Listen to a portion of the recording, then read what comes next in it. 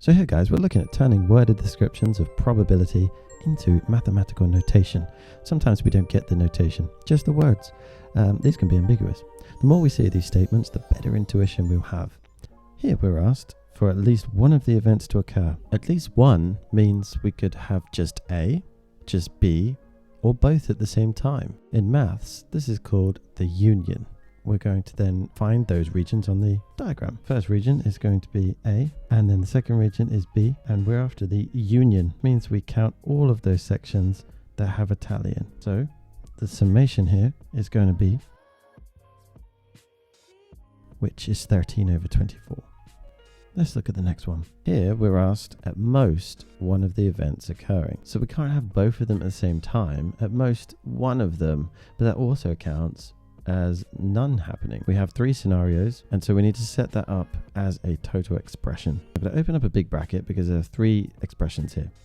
The first one is, let's consider a scenario where it's only A, intersection not B. So the intersection here is working by saying A is happening, and at the same time we have the event not B. B is not happening. That's one scenario. Or we have another one where instead of it being A occurring, we can have B occurring. At the same time, intersection A doesn't occur. So that's at most one of the events are occurring. One of them isn't, one of them is. And there's one more scenario. Neither of them. So that would definitely fit under at most one, because at most one, we can have less than one. So that's zero occurring. We need to identify which regions these are talking about. With the first one, A. We've got tally in pink this time. We tally the A, and then we tally the not B, so everything outside of B. And we can see the intersection here is going to refer to the bit where the tally was the most. That's 7/24. The union here represents an addition, because it means or. So we're going to put an add wherever we see one of those. Let's go for a blue tally for the second one. For B intersection A, we want to do the same thing. The tally for B. Tally for not A is here and here. And we can see the tally in blue, which has occurred twice, or the most, is 1/24. We're looking for the most because it's intersection. And lastly, we've got the other situation here, which is an or. I'm going to go for green on this one. The scenario with not A, not B, let's do a tally. Not A is here and here, and not B is here and here. Since we're still dealing with intersection, that means we're looking for the tally that occurred the most. We can see that that's 11/24. So we've got three things to add up. Down the bottom is 19/24. Let's look at another one. Here we're asked for only event B occurring. If only event B occurs, that does not include the part where A is occurring at the same time. What I'm referring to is this middle part here. This is the intersection. It means that A and B are happening at the same time. So to isolate the event, we need to say that only event B is occurring, and at the same time A is not occurring. And this is the notation we're looking for. We use our tally method if we're unsure to figure out where this is. So B is here and here, not A is here and here, and so this represents the 1/24 section because that's occurring twice. Let's look at a harder one. Here we're looking for exactly one of the events occurring. So we need to cover all of the different possibilities of just one event occurring. Open up our double bracket because we have two situations here. First is where A is happening at the same time as B not happening. That is definitely exactly one event occurring. And we have another one. So we could say, or the probability of the B occurring, but at the same time A is not occurring. Hence, just one event, and this is the expression that we're looking for. A and not B. Let's use our pink for the first one. A is here and here, and not B is everything outside, so here and here. Intersection indicates that we're taking the 7/24 for good reason. The second bracket needs to be found, so the tally for this one is B intersection not A, so everything outside of A, here and here. Again, it's an intersection, so it's 1/24. Looking at those two together, 8/24, which simplifies to 1/3. Here, we're asked to find the probability that neither events occur. How do we write it down?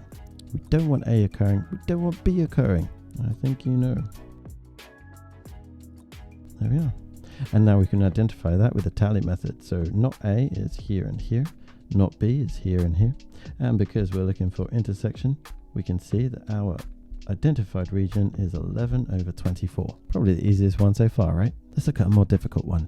Here, we're asked to find the probability that either both events occur or neither events occur. Let's look at the structure of the question. I'm going to underline the or because it seems to me that we're looking at two events. So both events occur and neither events occur, and they're separated by an or. This can really help us set up the notation necessary. So we're looking for the probability, and I know I've got multiple things to do here, so I'm going to use a big bracket of both events occurring. Okay, so both events occurring would be A intersection B, because they're both happening at the same time. Or, that's the union happening there, that's that buddy right there. Or the second event, which neither event occurs. We've seen that before. Not A and not B, they're happening at the same time. That's represented by the intersection there. So we could find these two individually. We know that this means addition, if you will. And so let's find the first section, fairly straightforward, A and then B. So it's the middle, 5/24. Let's find the second section, that's this one here. We have not A, which is here and here. Follow the blue one this time. Not B is here and here. And the intersection means we're going to go for the outside, 11/24. Finally, our answer becomes those two added together, which is 16/24, which is simplified to 2/3. Nice. Let's do a harder one. Here, we're asked to find the probability that either event A occurs or neither event occurs. Let's break this down into those key words that we'd be looking for to find a structure. First one is the or, most definitely separating two events. We've got the event that A occurs and the event that neither of them occur. Open up a bracket, a big one. We've got two things to put in. Probability that A occurs is simply A occurring. It's nothing to do with B. This is just A. And then we have a union. I'm going to open a bracket here because actually neither event occurring involves a statement about both. So in this sense, we're going to be writing not A and at the same time not B. They're both not occurring. Close the brackets necessarily. Make sure you close all brackets, okay? It's even amount of bracket. So let's take this one step at a time. The first one to look for is A. So in this case, fairly straightforward. All the parts that pertain to A, with no consideration to what B is doing, are here and here. So in fact, this is going to be a summation. 7/24 plus 5/24. Oh, very good. And just while we're here, this is going to represent an addition. Okay, it's not in line. It's unfortunate. I like them to be in line, but I'm just going to draw a quick arrow to show you what's going on. The second one, not A. Follow the blue tally this time. And we have 11/24. So we've got all these scenarios. Okay, so it's this or this or this are all going to give us a win. And when you add up the summation, they're going to be our total probability involved with the statement, 23/24. Out of curiosity, having a quick look at this one, can you rewrite this statement in a more concise way? Maybe you'd have to highlight the diagram to see what's going on. Let's do that really quickly. To highlight the A part, it's this. And then to highlight the second part, the not A and not B, it's this. So now I've made it pretty clear. How can we rewrite this particular section in a different way? I recommend pausing the video and having a go yourself. So, have you guessed it? This is what I come up with. From my two statements, it might be something to do with this. Someone's got to give it a try. A would be everything in that pink, and then not B would be everything outside. If that was the case, and let's just tally that up to see, this tally is going to be in green. So if I highlighted A, which are these two sections here, and then I decide to highlight not B, well, it's this and the section on the outside. I want all of those sections. So I think you can see we're going to put a union in between those two. There are many different ways of finding or representing these sections in the Venn diagram. So you've not got a particular way of doing it. So trust yourself, you'll be fine. So that's it for this video where we're looking at turning worded descriptions of probability into mathematical notation.